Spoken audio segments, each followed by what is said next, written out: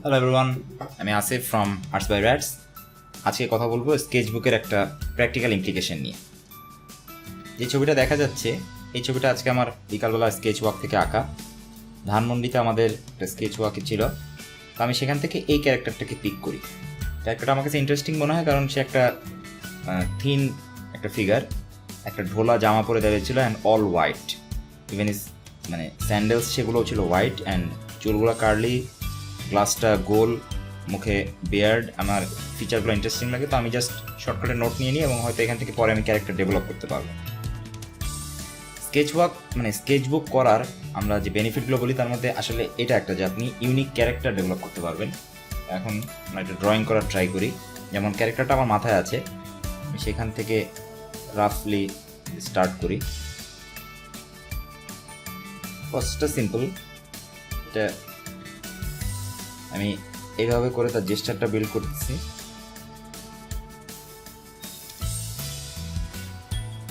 আর একবার দেখে নিই ক্যারেক্টারটা দাঁড়িয়েছিল কীভাবে। এই যে পায়ের জেস্টারটা কিন্তু ডিফারেন্ট একটু। ওই পোস্টটাই আমি যদি আনতে চাই তাহলে ওইটা ফলো করে আমাকে জেস্টারটা আঁকতে হবে। হয়তো এইভাবে ছিল এবং সামনের দিকে আর একটু বেন্ড।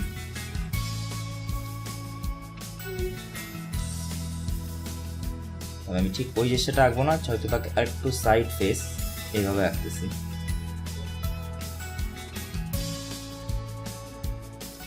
একটা জিনিস জেস্টার রাখতে গেলে আমরা হাত পা এগুলো নিয়ে অনেক বেশি কনসার্ন হয়ে যায়। দেখেন আমি এখানে কিন্তু হাতের কোনো জাস্ট সাজেশন নিয়ে রাখছি, আমার মানে পোস্টটা মাথায় আছে, সেজন্য আমি এখন যখন ফাইনাল ডেভেলপ করতেছি তখন ওই জিনিসগুলো আমি মোর ক্লিয়ারলি আঁকতে পারবো।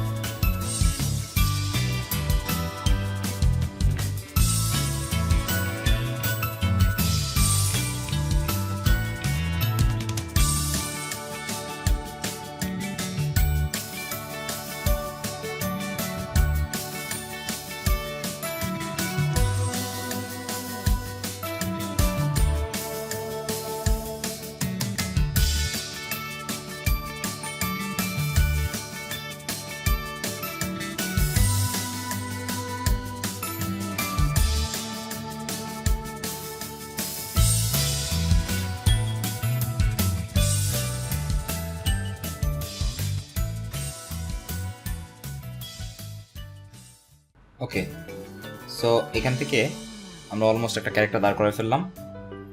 এখন হালকা ইঙ্কিং, তারপরে চাইলে কালার করতেও পারি, না করতে পারি। বেসিক্যালি জিনিসটা হচ্ছে যে আমি এখান থেকে হয়তো এই ক্যারেক্টারটা যে বানালাম, এটা আমি পরে আমার কোনো কমিকে বা যে কোনো ইলাস্ট্রেশনে আমি এই ধরনের একটা ক্যারেক্টার ইউজ করতে পারবো। আমার এই আইডিয়াটা হয়ে গেল। আমি স্কেচবুক করে যে সহজে আইডিয়াটা পেলাম যে এরকম একটা ক্যারেক্টার হতে পারে, এটা মাথা থেকে আনা অনেক ডিফিকাল্ট। হ্যাঁ, এই জন্য ইউনিক ক্যারেক্টার ডিজাইন করতে হলে বা জেস্চার আঁকতে হলে, অথবা এমনি যদি আপনি সিটি লাইফ আঁকতে চান, আপনাকে আসলে স্কেচ বুকিং বা জেস্চার ড্রয়িং যেটাই বলেন লাইভ, এটা করতেই হবে। সো সবাই আশা করি প্র্যাকটিস করবেন যে স্কেচ বুকিং। আমি স্কেচ বুকে জাস্ট আমার আইডিয়াটা শেয়ার করার জন্য এই ভিডিওটা বানালাম। আশা করি হেল্প হবে সবার। Thank you.